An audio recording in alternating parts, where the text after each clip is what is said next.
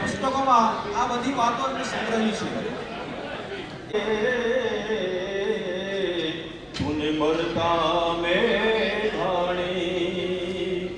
માત્ર 50 વર્ષની ઉંમરમાં આટલું વિશાળ સાહિત્ય છે. બુઢા નથી જો મુજા હૈડાનો વધીને વડ થયું, કોઈ ચંગા માળુને પૂછ્યું પછી અચાકી દલતી દલબે રહ્યું. વાતો તો ઘણી એમ પાતળીયું બુઢા નથી મુજા હૈડાનો વધીને વડ થયું, કોઈ ચંગા માળુને પૂછ્યું પછી અચાકી દલતી દલબે રહ્યું. આપ સૌ સામે બેઠા છો ત્યારે કઈ વાત કરવી, ક્યાંથી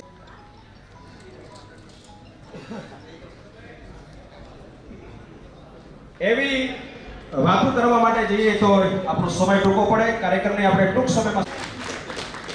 નમસ્કાર. આપ સૌ વડીલો અને વિદ્વાનોની આજ્ઞા સાથે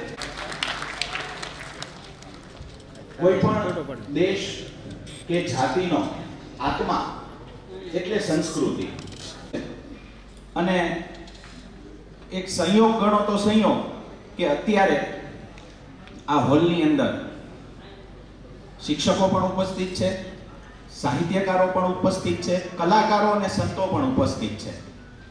તો આ મહત્વની જે જોડતી કડીઓ છે કે જે સંસ્કૃતિને જોડે છે, તો એની વચ્ચે આ પરિસંવાદ કાર્યક્રમ આપણે કરવા જઈ રહ્યા છીએ. આજનો આપણો પરિસંવાદ શ્રી ઝવેરચંદ મેઘાણે લિખિત પુસ્તક સોરઠી સંતો પર છે. સોરઠ ધરાના સંચર્યો, ચડિયોના ગઢ ગિરનાર, નાયોરના ગંગા ગોમતી, એનો એળે ગયો અવતાર. સૌરાષ્ટ્ર એમ બોલીએ ને ત્યાં ગાલના ગલોફા મોટા થઈ જાય. હૈયામાં કાઢકનો એક શેરડો પડે. એવી સંત, શુરા, સાહિત્યકારો અને કલાકારોની ભૂમિ પર જન્મેલા અને પોતાને પહાડનું બાળક ગણાવતા રાષ્ટ્રીય શાયર ઝવેરચંદ મેઘાણી વિશે વાત શરૂ કરવી સરળ છે, પણ એ વાત પૂર્ણ ક્યારે થાય એનો સમય એ નિશ્ચિત હોતો નથી. જો ગુજરાતી સાહિત્યને એક નવલકથા તરીકે કલ્પવામાં આવે, ગુજરાતી સાહિત્યને એક નવલકથા તરીકે કલ્પવામાં આવે, તો શ્રી ઝવેરચંદ મેઘાણીના પ્રકરણ વગર એ આખી એ નવલકથા અધૂરી રહેશે એમ કહેવાય. તારી કવિતાઓ તણા જેણે પીધેલ હશે પાણી, લાખો સરોવર લાગશે એને મોળા મેઘાણી. રણજીતરામ સુવર્ણચંદ્રકથી સન્માનિત એવા શ્રી ઝવેરચંદ મેઘાણીના પ્રથમ પ્રકાશિત પુસ્તક કુરબાનીની કથાઓથી લઈને સિંધુડો, સૌરાષ્ટ્રની રસધાર, રઢિયાળી રાત, યુગવંદના અને અંતમાં સોરઠી સંતો, એમની સર્જન યાત્રા તો ખૂબ વિશાળ છે. પણ કોઈ પણ સર્જક હોય એના પૂર્વાર્ધ પર નજર કરીએ, એટલે કે એના શરૂઆતના સર્જન પર નજર કરીએ ને, તો એના સર્જનમાં તમને ક્યાંક ને ક્યાંક પ્રેમ, કરુણા, લાગણી, રોષ કે સામાજિક કે આર્થિક અલૌકિક પ્રેરણાથી એમને ખબર પડી જતી હશે કે મારું આયુષ્ય ઓછું છે. માટે જ ઝવેરચંદ મેઘાણીનું છેલ્લું પૂર્ણ સર્જન એમણે સોરઠી સંતવાણી પણ કરેલું છે. એટલે માત્ર 50 વર્ષનું જેનું આયુષ્ય છે એમનું પણ છેલ્લા સર્જનની અંદર તમને અધ્યાત્મની છાંટ જોવા મળશે.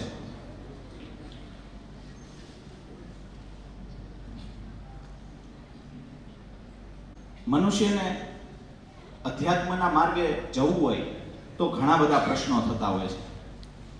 જેમ કે ભક્તિ કરવી હોય તો શું કરવું, વૈરાગ્ય કેમ જાગે, પરમાત્મામાં દ્રઢ પ્રીતિ કેવી રીતે થાય, સત્સંગ અને ગુરુનું મહત્વ શું, મુક્તિ કેમ મળે.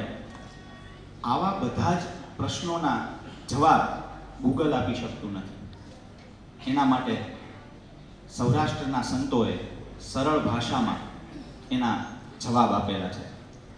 સાથે સાથે 5 તત્વો, 3 ગુણ, 5 વાયુ, 25 પ્રકૃતિ, 7 ધાતુ, 9 દ્વાર, 72 કોઠા, અષ્ટધા પ્રકૃતિ, ષટ ચક્રો, નાડીઓ, આ વગેરેના જે રહસ્યો છે એ સૌરાષ્ટ્રના સંતોએ આ ગૂઢ રહસ્યોને ખૂબ જ સરળતાથી પોતાની વાણીમાં એટલે કે સંત વાણીમાં ખોલેલા છે. બહારની સાથે ભીતરનો એક જ ભગવો રંગ, બહારની સાથે ભીતરનો એક જ ભગવો રંગ, ન કેવળ મંદિરના એ તો મનના હોય મહંત, ને હેત નીતરતા એના હૈયે હરપલ હોય વસંત, ને ભક્તિ માર્ગે લઈ જઈને દેખાડે ભગવંત, એનું નામ જ સંત. તો આવા 16 સંતોની વાતો મેઘાણીજીની કલમ દ્વારા આપણા સુધી પહોંચી છે. અને આજનો આપણો પરિસંવાદ એ આ વાતને આગળની પેઢી સુધી લઈ જવાની એક મહત્વની કડી છે. તો સૌરાષ્ટ્રના સંતો પર પરિસંવાદ માટે આજના પ્રથમ વક્તા આદરણીય ગિરીશભાઈ ગઢવી સાહેબને આમંત્રણ આપીએ તે પહેલા હું એમને એમના સન્માન માટે આમંત્રિત કરવા માંગુ છું. આદરણીય સાહેબશ્રીને વિનંતી છે કે તેઓ આવશે અને જિલ્લા શિક્ષણ અને તાલીમ ભવનના પ્રાચાર્ય શ્રી આદરણીય ગિરીશભાઈ ગઢવી સાહેબ એટલે નિવૃત્ત તાલુકા પ્રાથમિક શિક્ષણાધિકારી, તેઓ શ્રી ખૂબ સારા વક્તા અને ખૂબ સારા શ્રોતા. ખૂબ સારા વક્તા અને ખૂબ સારા શ્રોતાનું રેર કોમ્બિનેશન કહેવાય. કારણ કે જે સાહેબ કલા અને કલાકારોના પારખું છે, કદરદાન છે, સાથે સાથે ખૂબ સારા ગાયક પણ ખરા. એમના ઘેઘૂર ગળામાંથી ભીના કંઠે માતાજીની ચરોજો સાંભળવી એ જીવનનો એક લાવો છે. અને આપણી દેશી ભાષામાં ગઢવી સાહેબ કેવું હોય તો સફળ વ્યક્તિ હોવા છતાં ખૂબ સારા વ્યક્તિ, વિદ્વાન હોવા છતાં નિરાભિમાની, સારા વક્તા, સારા શ્રોતા, વિવેકથી સભર છતાં નીડર, જીભે સરસ્વતી છતાં હાથમાં લક્ષ્મી, ભાંગ્યાના ભેરું, પાંચમાં પૂછાય એવા, લાખોમાં લાખેણા, ખોટમાં ખમતી દરને સેવામાં છવાયા એવા આદરણીય ગઢવી સાહેબને જોરદાર તાળીઓથી વધાવીએ. સાહેબનું સ્વાગત છે. સાથે સાથે આપણા બીજા વક્તા જે છે ખૂબ સારા વક્તા છે. એમને સાંભળવા એ એક લહાવો છે. પહાડી અવાજ સાથે એમનું વક્તવ્ય એ ક્યાંય પણ વિષયાંતર થયા વગર ચાલે છે. અને આજે આપણે એમને માણવાના છે, એમનો લહાવો લેવાનો છે. આદરણીય ત્રિવેદી સાહેબને વિનંતી કરીશ કે તેઓ આદરણીય ગૌતમભાઈ ગેડિયા સાહેબનું સ્વાગત કરશે. આપની જોરદાર તાલીઓ સાથે આપણે આ કાર્યક્રમ છે. કારણ કે આદરણીય ઝવેરચંદ મેઘાણીજીની કલમથી આ સંતોની વાણી, સંતોની પરંપરા આપણા સુધી પહોંચી છે. પણ આપણા સૌની ફરજ એમને જે આ પરિસંવાદનો વિચાર આવ્યો એની આર્ષ દ્રષ્ટિને વંદન છે. અને આ સાથે હું આપણા આજના પ્રથમ વક્તા આદરણીય ગિરીશભાઈ ગઢવી સાહેબને વિનંતી કરીશ કે તેઓ અહીં આવે અને આજના પરિસંવાદની શરૂઆત કરે.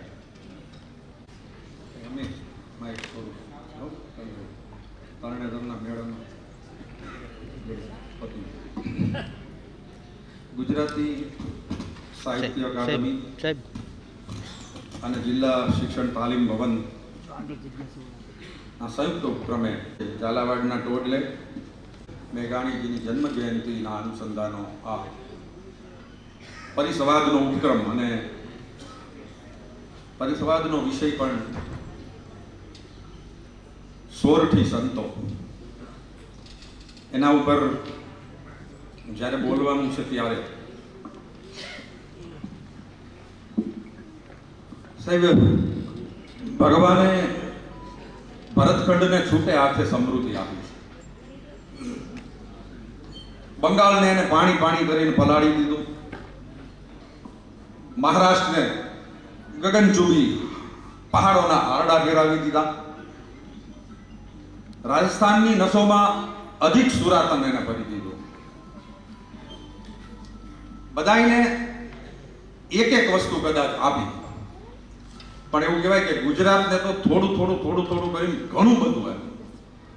અને એટલે આપણા સાહિત્યકારો એમ કહે છે કે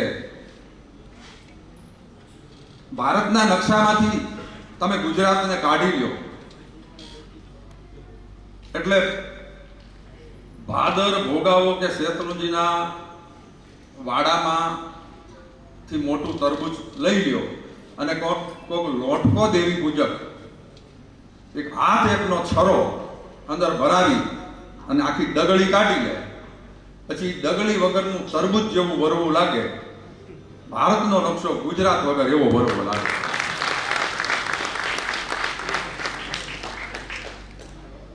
સાહેબ, ઈ આપણું ગુજરાત, ઈ આપણું સૌરાષ્ટ્ર.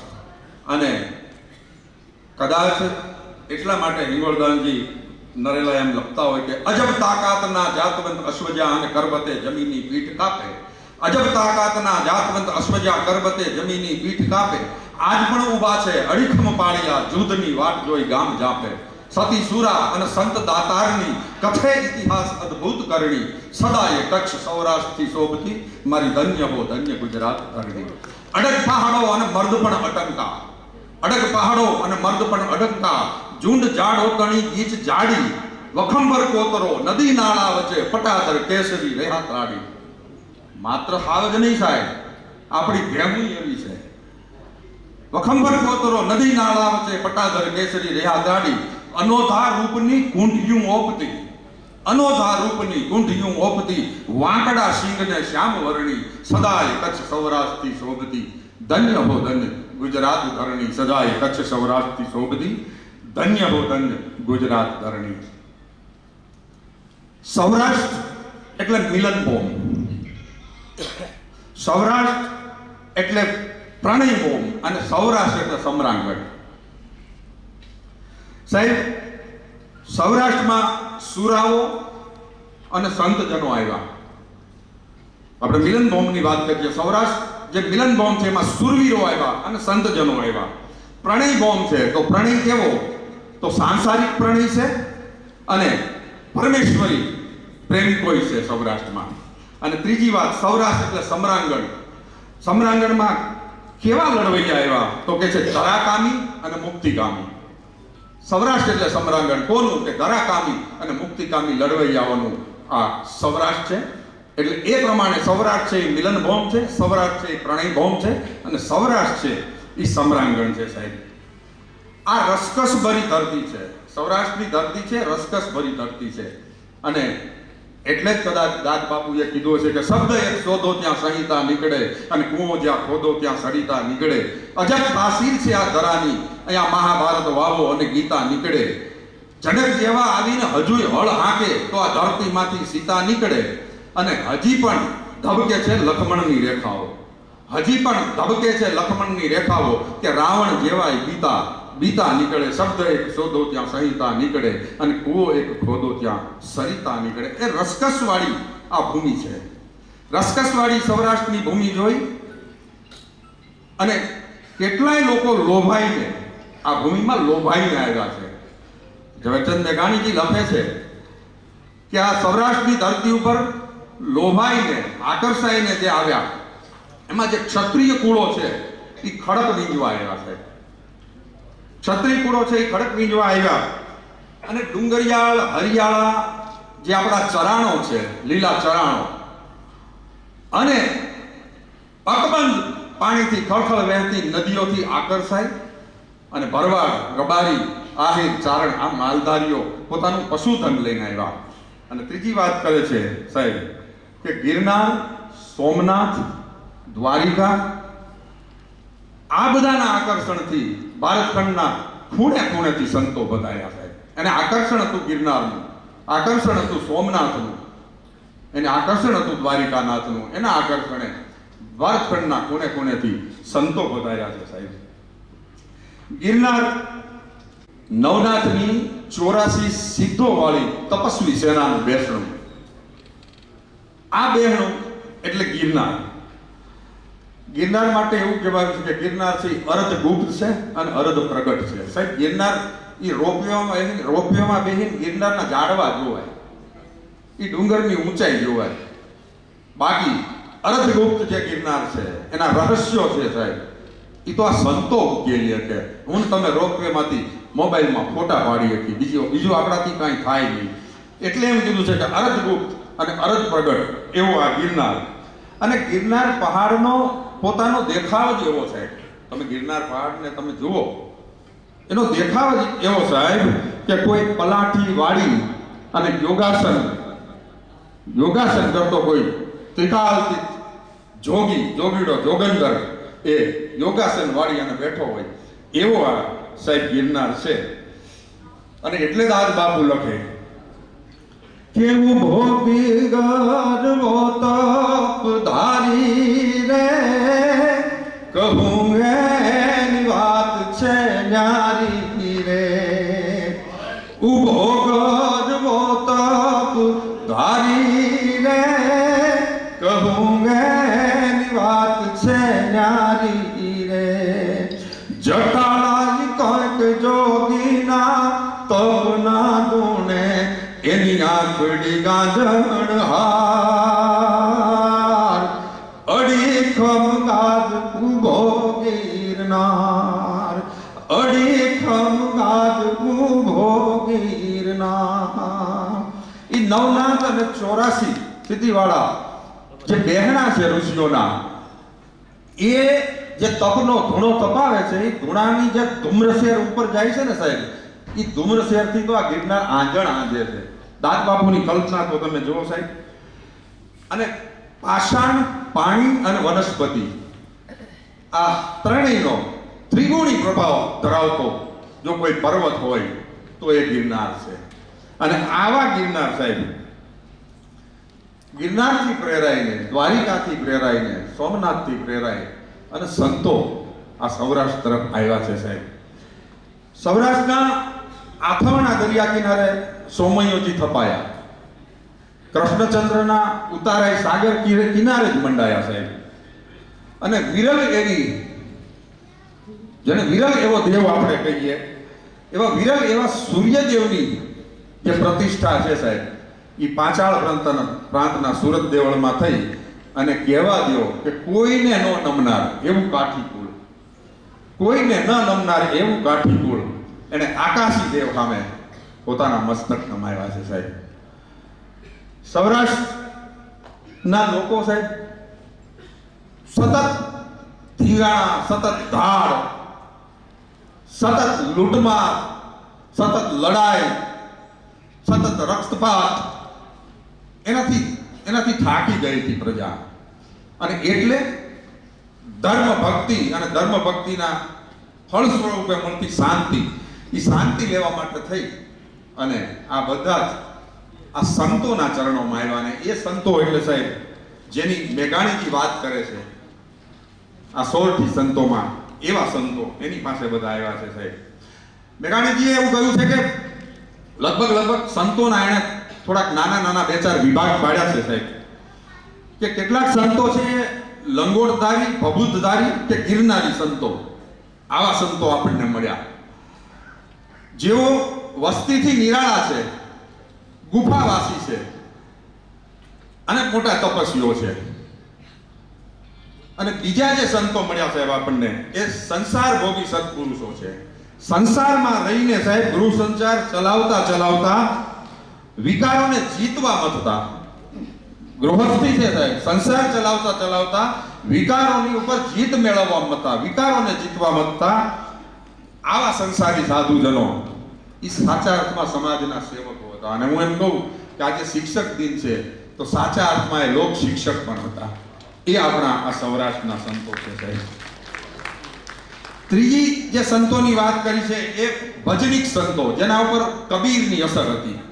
એવા ભજનિક સંતો, એમને એ ભજન સિવાય બીજું કાંઈ ના કરતા સાહેબ. એ કાયમ ભજનોમાં જ રત રહેતા અને મીરા અને નરસિંહના એ અનુગામીઓ હતા. એવા ભજનિક સંતો, ભજન પ્રિય, ભજન, બીજી કાંઈ વાત નહીં, બીજે એમને રસ ન પડે, ભજન કરે.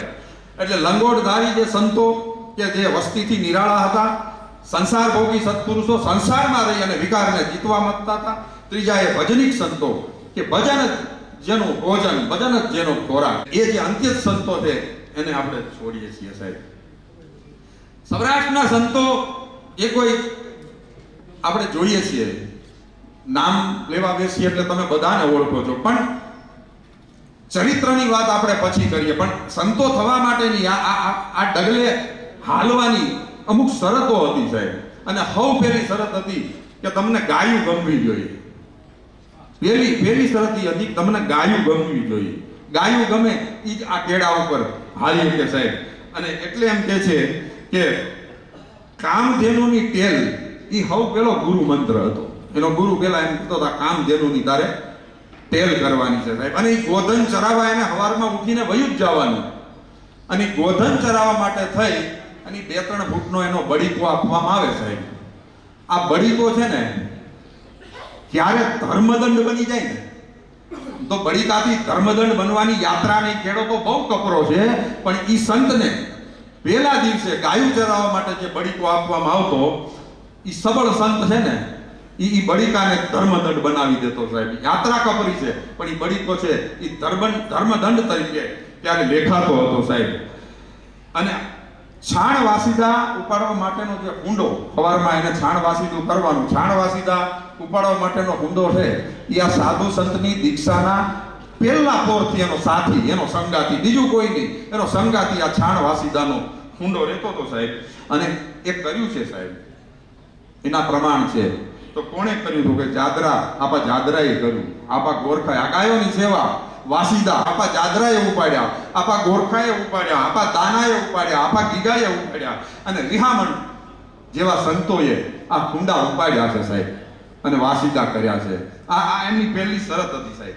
અને ગાયું પ્રત્યેનો એનો જે પ્રેમ છે સાહેબ એ ઉચ્ચ કોટીનો પ્રેમ હતો. મેં કહ્યું કે ગુરુ મંત્ર જ ગાયુંની સેવા હતી, પણ ગાયું પ્રત્યેનો એનો પ્રેમ બહુ ઉચ્ચ કોટીનો હતો. એનું એક બહુ નાનું એવું ઉદાહરણ, એટલે જાદરા આપાના દીકરા એટલે ગોરખા આપા હોનગઢની જગ્યાની ગાયું, એમનો ગોવાળ એક ગાયું ચરાવતો હતો અને મોરબીના દરબારો એ ગાયુંને ધણને લઈ ગયા, વાળી ગયા ગાયુંના ધણને. ગોવાળે આવીને ગોરખા આપાને કીધું કે ભગત આપણી ગાયું મોરબીના દરબારો વાળી ગયા. સાહેબ જુઓ, ગાયું પ્રત્યેનો ઉચ્ચ કોટીનો પ્રેમ, કારણ કે એના ગુરુ મંત્રમાં કાન ફૂંકવામાં આવે ત્યારે ગાયોની સેવા એવો મંત્ર આપવામાં આવતો હતો. ગોવાળ આવીને એમ કે આપણી ગાયોને મોરબીના દરબારો ઉપાડી ગયા, આપણું ધણ લૂંટી ગયા. ત્યારે ગોરખા ભગત બીજું કંઈ બોલવાને બદલે એમ કહે છે કે ભાઈ આ વાછરું નહીં હારે હારે દઈ દો, બિચારી માવડિયું વાછરું વગર મૂંઝા હે, વાછરું વગર આ ગાયું શું કરશે? આ ગાયું પ્રત્યેનો પ્રેમ આ ગોરખા ભગતનો એક જ નાનો એવો પ્રસંગ એમાં ખબર પડે કે ગાયું પ્રત્યે એને એમ ન કીધું વાહે જાઓ, પકડી લ્યો, ગાયું પાછી લઈ આવો, મારી નાખો, એવી વાત જ નથી કરી. એને ફાળ ઈ પડી કે વાછરુંનું શું થશે?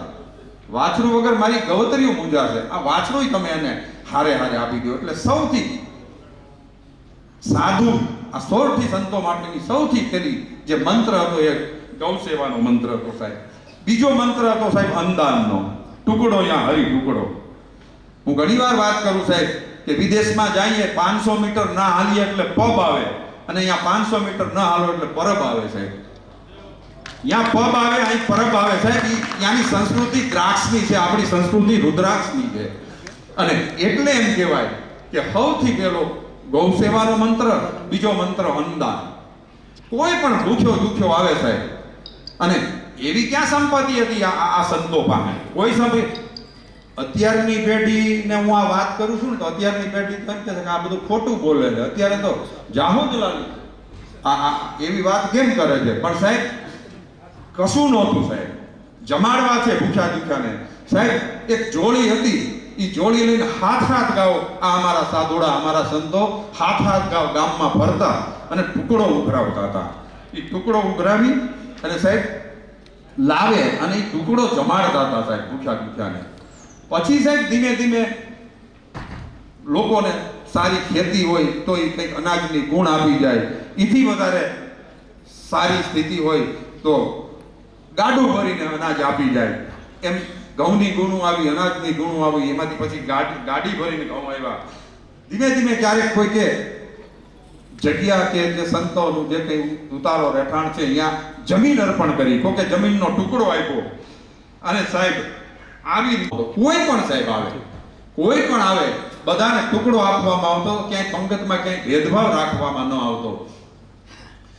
એટલે જ એમ કીધું કે તમામ સિદ્ધિ ટુકડામાં અન્નદાન અમને અપાવજે.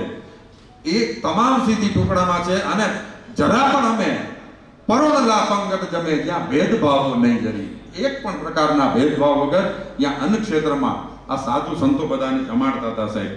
આ વાત ગૌસેવા અને સાથે સાથે વાત કરીએ તો અન્નદાન. હવે સાહેબ આ જગ્યા વિશે હું તમને જો વાત કરું, આપણે કહીએ ને ફલાણી જગ્યા, આ સંતોએ ગૌસેવા કરી, અન્નક્ષેત્ર નાનું એવું ચાલુ કરી દીધું છે. પછી ધીમે ધીમે મેં કહ્યું એમ કે કોઈએ જમીન આપી છે, કોઈ અનાજ આપવા માંડ્યું છે, પછી એ જગ્યાની શરૂઆત થાય છે સાહેબ. અને જગ્યા એટલે સાહેબ મેં કીધું એમ એવી મોટી કોઈ જાહો જલાલી નહીં, સાદી પર્ણકુટી ક્યારે રહેતી, અથવા એકાદું ભીતળું ઊભું હોય, એને આપણે જગ્યા કહેતા. સાદી પર્ણકુટી હોય, એકાદું ઝૂંપડું હોય સાહેબ. બીજું શું હોય તો કે પથિકો માટે નાવા ધોવા કે પાણી પીવા એક કુઈ હોય નાની એવી, અને પશુઓ માટે એક હવેલી હોય. આ જગ્યા ફરજિયાત જગ્યામાં આ સંતો પરોપકારી હતા. આ સંતો પથિકો માટે નાની એવી કુઈ કરતા અને પશુઓ માટે એક અવાડી કરતા હતા સાહેબ. રોટલા માગી લાવવાની એક જોડી હોય, એ પીંગાડેલી હોય, સમય થાય એટલે રોટલા માગવા માટે તેની જોડી લઈને વયા જાય. એક દુબળી કામ દેનું હોય સાહેબ. તેથી કઈ આવી ગીરની જે ગાયું છે એવી ગાયું આપણા સંતો પાસે એક દુબળી કામ દેનું હોય. તો કોઈ આવે તો એના માટે ચા પાણી થાય, કે કોઈ સાધુ સંતને થોડુંક દૂધ અપાય, એવી એક દુબળી કામ દેનું હોય. આમ સાહેબ જગ્યાનો પાયો રોપાય.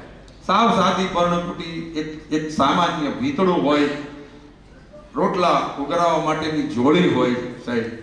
આ બધી નાની નાની વસ્તુ હોય, અને એમાંથી આ જગ્યાનો પાયો નખાય સાહેબ.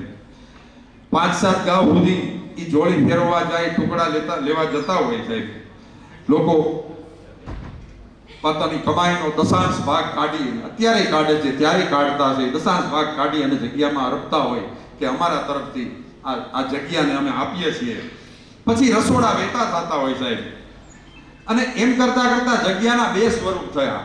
એક સ્વરૂપ છે ગૌશાળાનું થયું, અને બીજું સ્વરૂપ છે અનાથ આશ્રમનું થયું. અનાથ આશ્રમ ત્યાં નિરાધાર, વૃદ્ધ, વિકલાંગ, દિવ્યાંગ, આવા જે કઈ માણસો આવે છે, જેને પરિવારે કાઢી મૂક્યા હોય, કોઢિયા હોય, રક્તપિતિયા હોય, એના માટે નો એક અલાયદો આશ્રમ હોય સાહેબ.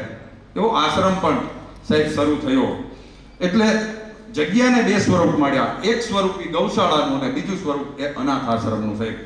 અને એમ કહેવાય છે સાહેબ, વાલામાં વાલું પાત્ર પોતાના પરિવારનું, એ વાલામાં વાલું પાત્ર સાહેબ ન હાચવે, પોતાનું હગુય ન હાચવે, એને આ જગ્યા હાચવે. પોતાનું વાલમ વાલું હગું એ ના હાચવે, એને આ જગ્યા હાચવે, એને સાચવે તે જગ્યા.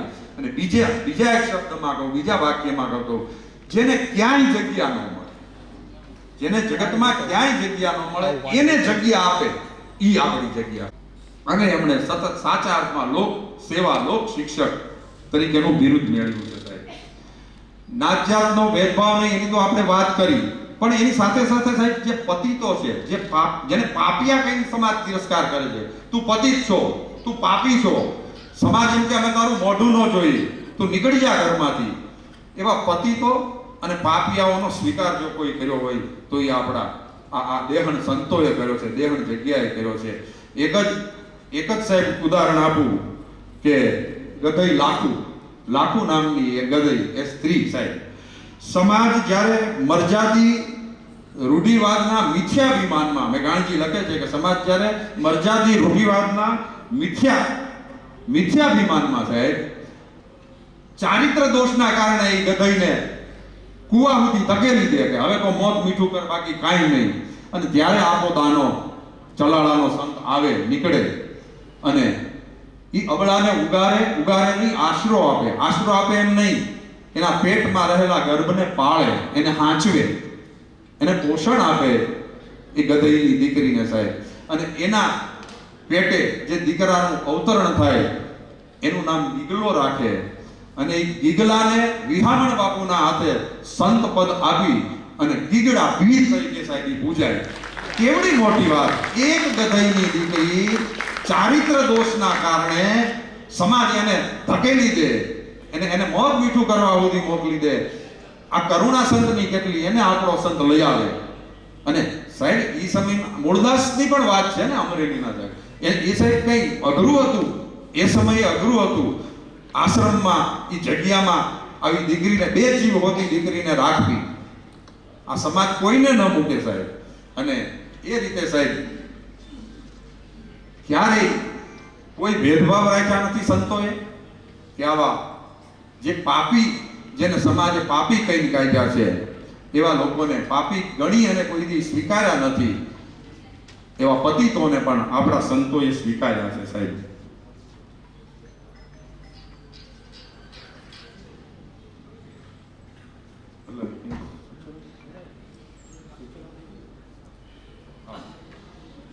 આ સાહેબ આપણા સંતો સાહેબ.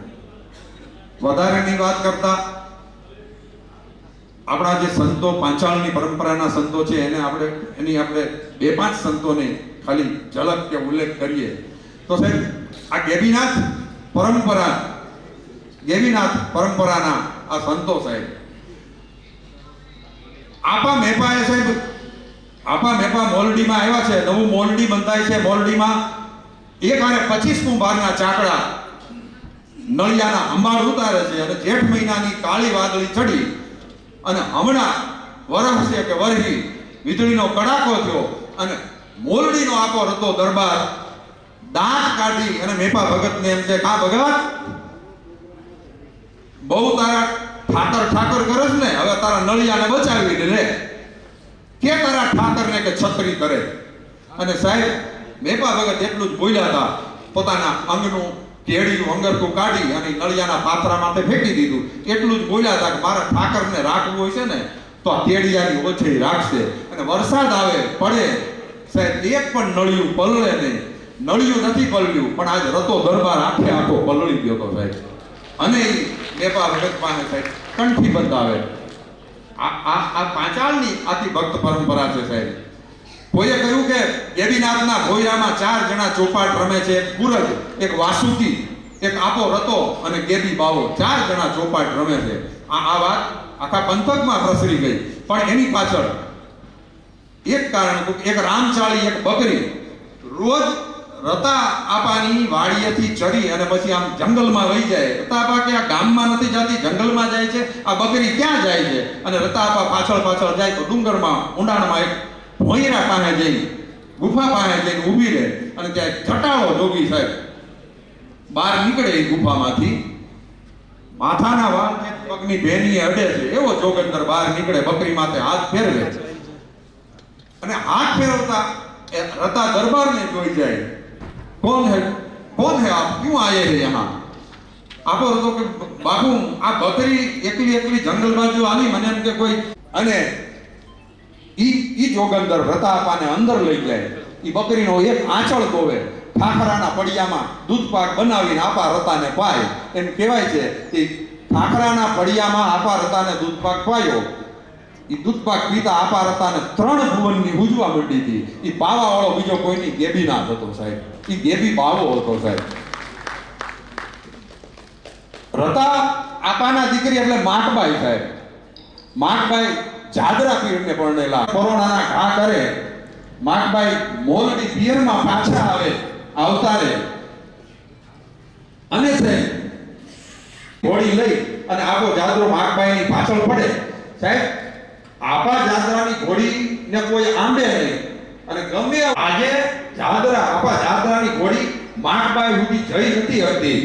માટબાઈ અને આપા જાદરાની ઘોડી વચ્ચે જે અંતર હતું, ગમે એટલી ઘોડી હલાવે સત હતી અને જાદરો બીજી અસર હતો. ઈ પોતાની સતી સ્ત્રીના બાપ એટલે આપા રતા અને આપા રતાને જોઈને એની સિદ્ધિ જોઈ અને એ આપા રતાના ભક્તે એ ચોટીલાના ડુંગરના હાવજો ગંગારામ અને મોતીરામ એ ગલુડિયાની જેમ આળોટતા હતા આપા રતાના પગમાં.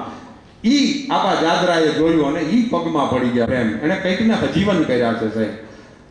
આ બધી જ વાતો 16 સંતોમાં આખા ચરિત્રો એમાં લખાયેલા છે, આપણે સૌ જાણીએ છીએ. સંતો વિશે વાત થઈ અને ઈશ્વર સાથેના એમના જોડાણને લીધે જે એમના આપણા માટે મોટા પણ એમના માટે નાના એવા ચમત્કારની જે સાહેબે વાત કરી, પણ 16 સંતોએ એક ક્લિયર મેસેજ, એક ક્લિયર સંદેશ આપણને આપેલો છે કે અમે ચમત્કાર કરીએ છીએ એટલે સંતો નથી. અમે ચમત્કાર કરીએ છીએ એટલે સંતો નથી, અમે સંતો છીએ એટલે ચમત્કાર કરી શકીએ છીએ. અત્યારે જે આપણને છાપામાં બધે સાંભળવા મળે છે કે આમ થયું આમ થયું, પણ સંતોએ તો સ્પષ્ટ સંદેશ આપેલો જ છે. અને આવા પરિસંવાદ જેવા કાર્યક્રમો થાય એને કારણે આ સંતોના જે સંદેશાઓ છે આપણા સુધી પહોંચતા હોય છે. આદરણીય ગઢવી સાહેબને જ્યારે મેં આમંત્રણ આપ્યું ત્યારે મેં એક વાત કરેલી કે એમના ગળેથી, એમના ઘેઘુર ગળામાંથી ભીના કંઠે માતાજીની ચરજો સાંભળવી એ એક લાહવો છે. તો મારી આ એક નાનકડો એવો ઈશારો હતો એમના તરફ મારો કે આપ એક કદાચ ગાઈને સંભળાવો. મેં કીધું નહોતું, પણ આ મારા ઈશારાને સમજી ને સાહેબના વક્તવ્યમાં ગાવાનું હોય નહીં, પણ અમારી કાલી ગેલી ભાષા એને સાહેબે સમજીને ગાઈને આપની સમક્ષ રજૂ કર્યું. એના માટે ખૂબ ખૂબ આભારી છીએ સાહેબ. આમ તો સંતો પર વક્તવ્ય આપવાનું હતું એટલે અમે એવા લોકો, એવા વક્તા શોધી રહ્યા હતા, હું ને ટુંડિયા સાહેબને બધા બેઠા હતા ત્યારે, કે જેનો સ્વભાવ પણ સંત જેવો સહજ અને સરળ હોય. અને આજના આપણા બંને વક્તા આદરણીય ગઢવી સાહેબ અને ગૌતમભાઈ ગેડિયા સાહેબ, એ બંને માત્ર એક નાનો એવો ફોન કોલ અને એમણે આપણા કાર્યક્રમમાં વક્તા તરીકે આવવાની હા પાડી, એ બદલ એમનો ખૂબ ખૂબ આભાર માનીએ. આજના બીજા વક્તા આદરણીય ગૌતમભાઈ ગેડિયા સાહેબને આમંત્રણ આપું છું.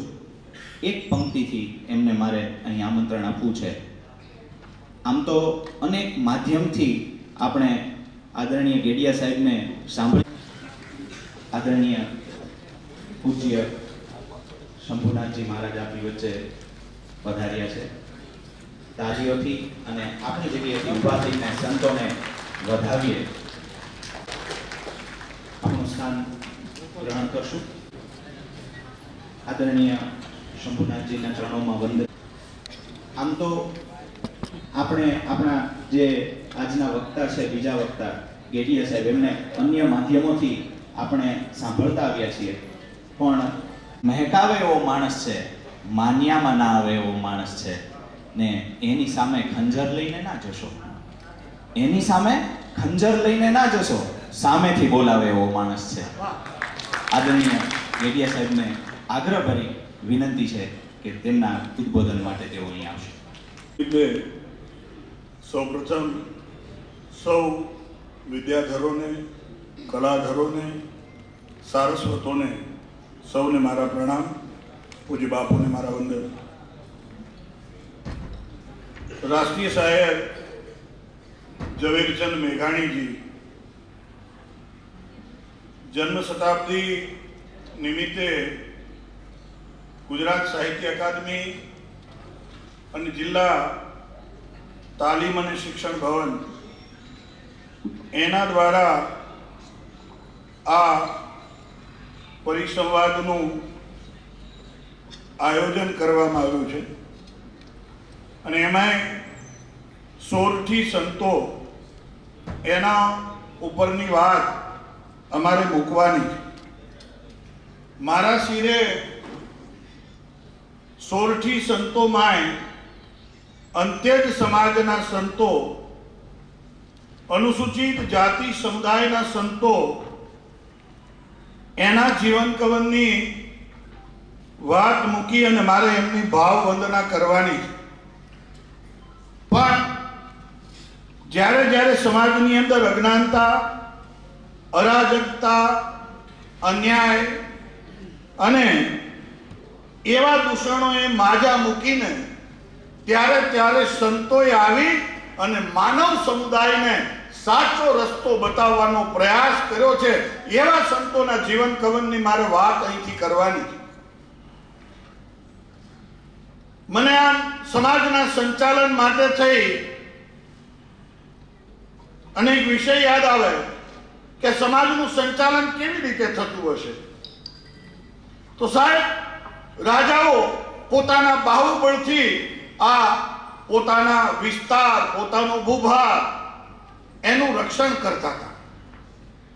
તો બીજો વર્ગ એ કવિઓ, લહિયાઓ, મંત્રીઓ, બુદ્ધિજીવી લોકો પોતાના વિચાર થકી આ વિસ્તાર, આ સમાજ એને કેવી રીતે ચલાવવો ને એની વાતો, વિષયો મૂકતા હતા. પણ ત્રીજું એક એવું પાત્ર, અને એ સંતો પોતાના જીવનના આચરણ થકી સમાજને રસ્તો બતાવતા હતા કે આ રસ્તે હાલવું જોઈએ સાહેબ. અને એટલા માટે આપણે ત્યાં કીધું છે કે સંતનો સ્વભાવ સરોવર તરોવર ઓર સંતજન ચોથા વર્ષે મેં પર ઉપકારને કારણે આ ચારે દરિયા દે. જેનું જીવન સેવા, સંવેદના અને આત્મજ્ઞાનની સાથે સમાજને રસ્તો બતાવવાનું જે સંતો થયા છે. કેવી વિકટ પરિસ્થિતિઓ હશે સાહેબ.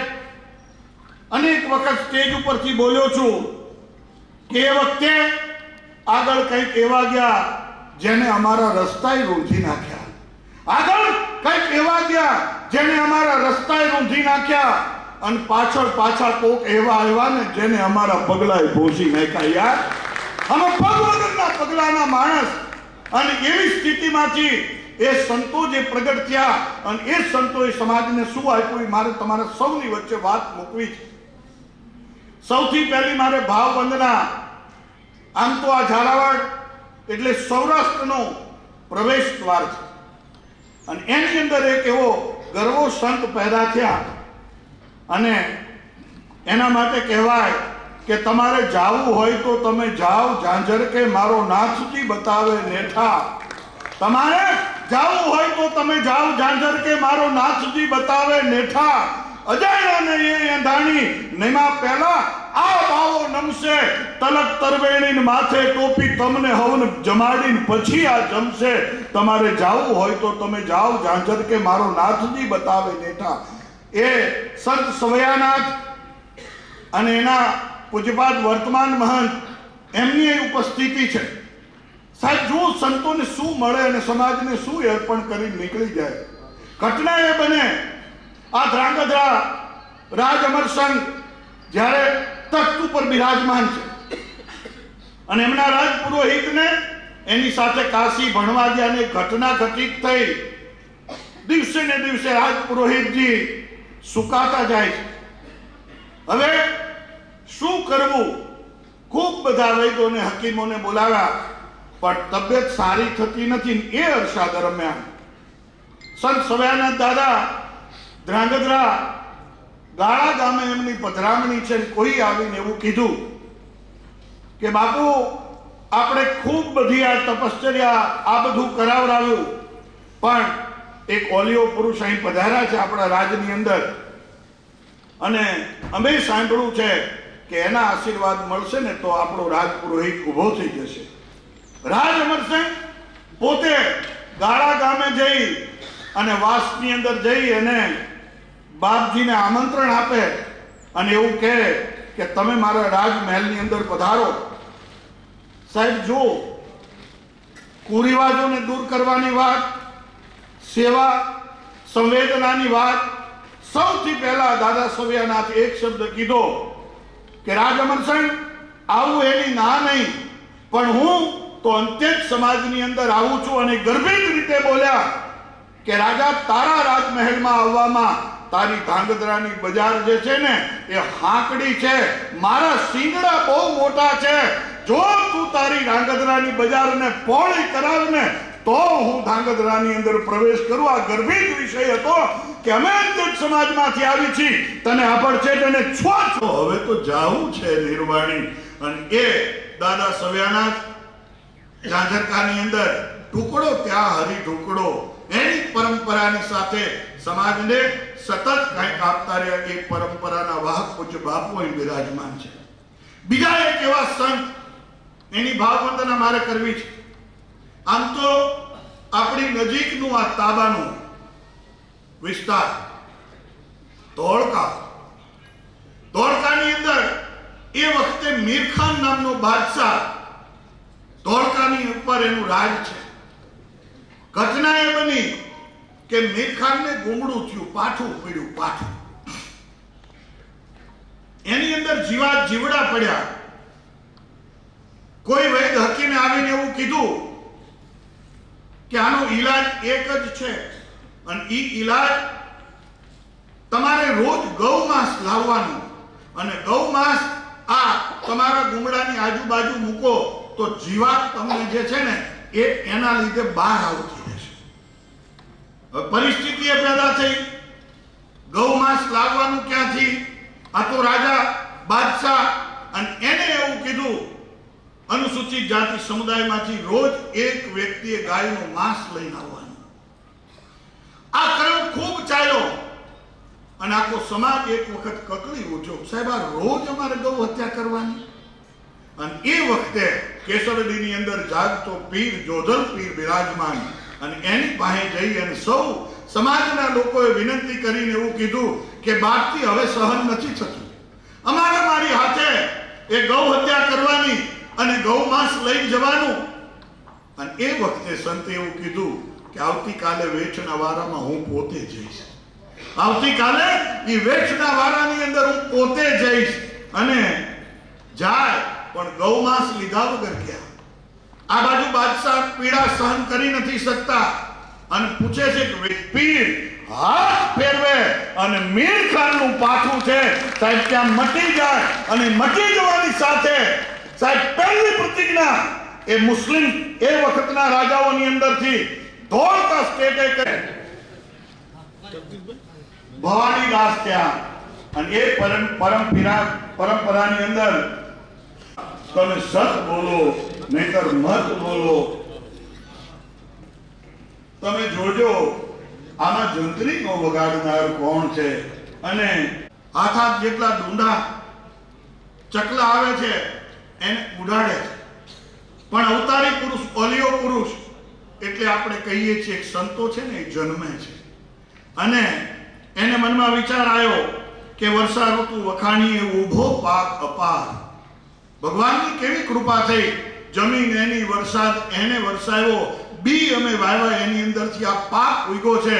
તો વર્ષા ઋતુ વખાણીએ અને ઊભો પાક અપાર, પંખીડા તમે જમજો પ્રેમથી, એમ કહે છે કીર્તાર. આવું કહી અને પંખીને બધું ખવડાવવાનું શરૂ કર્યું.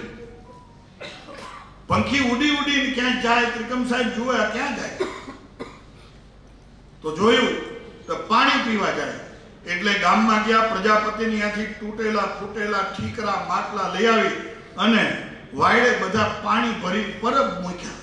7-8 દિવસ પછી એમના પિતાજી આવ્યા અને એમની માતાને પૂછે છે કે ત્રિકમ ઈ કે 7-8 દી તો ઘરે જ ક્યાં આવ્યો છે, તો ખેતર ને ખેતર છે. એટલે બાપુજીને એમ થયું કે તો એકય દાણો ચકલાને ખાવા દીધો હશે નહીં. ઈ આવ્યા, આવીને જોવે તો ડુંડામાં એક દાણો ન મળે. અને બાપુજીએ ખીજાઈને એવું કીધું કે આખા વરહની કમાણી આ ચકલાને, કબૂતરાને, પોપટને ખવડાવી દીધી.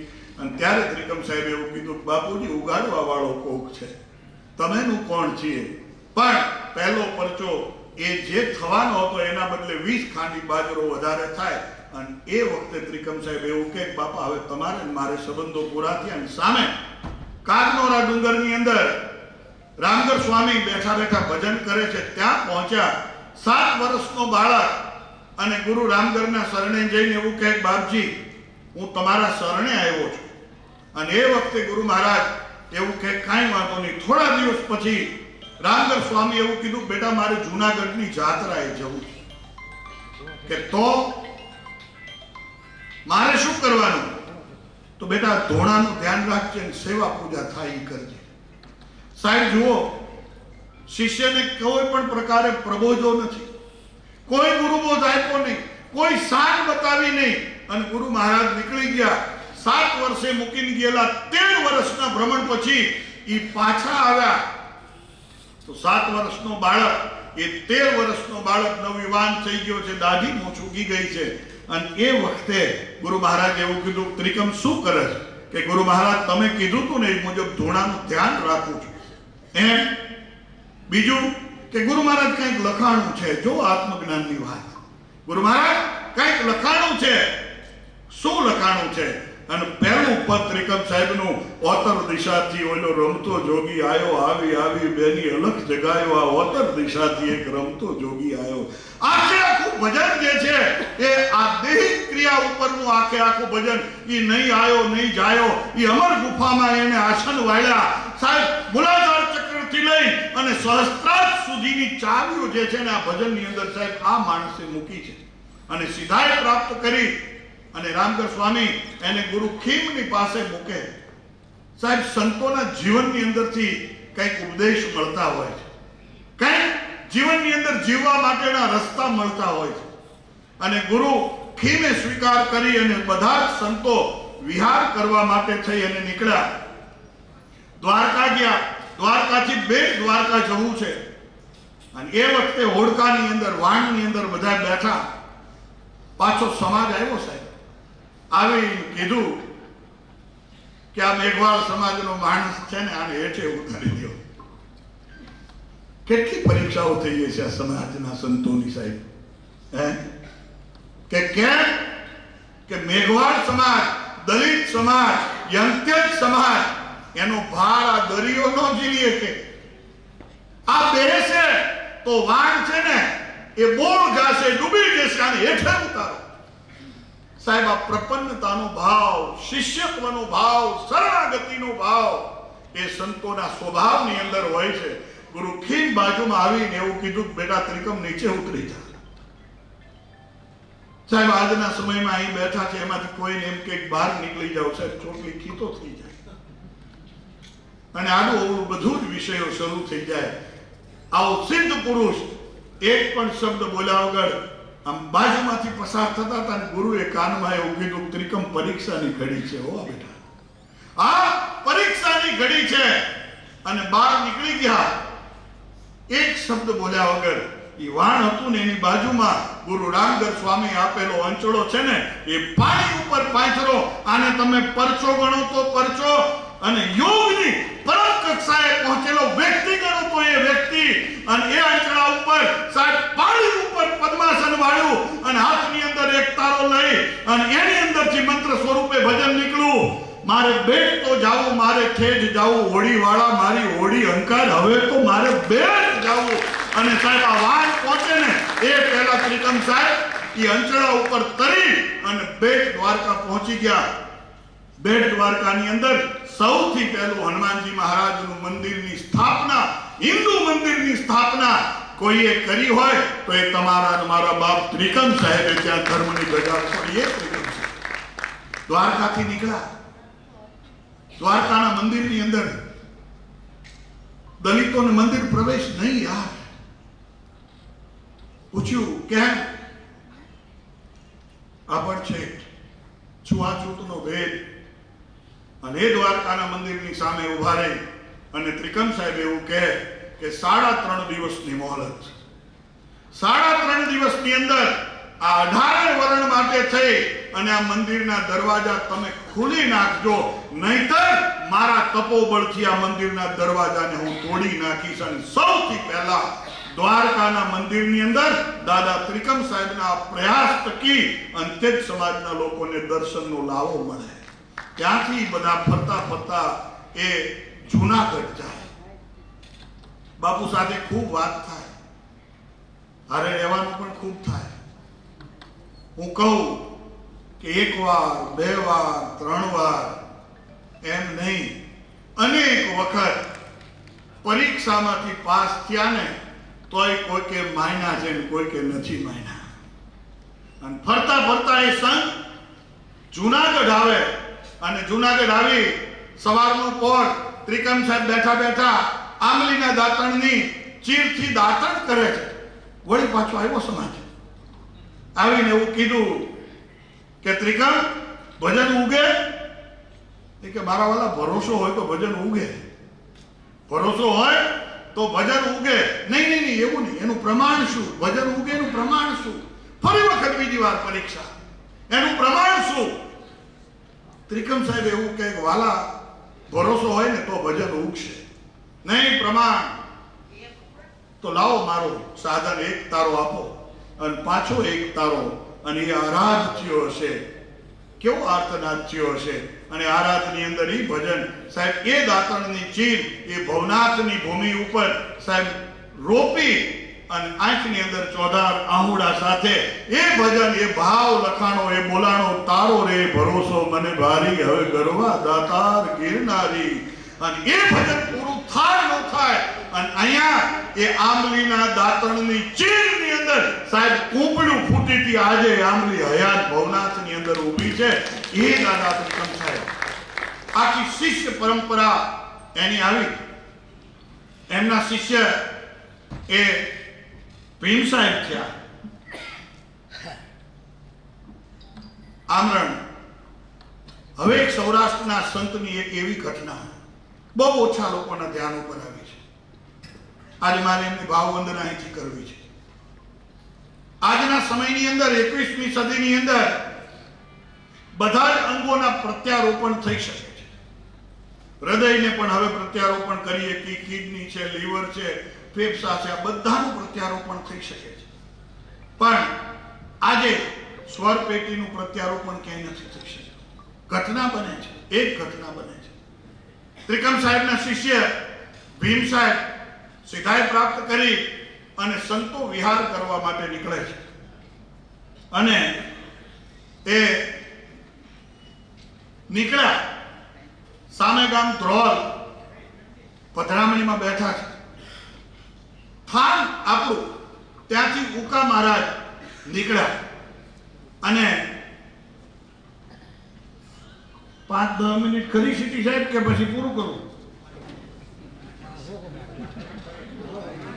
ખરી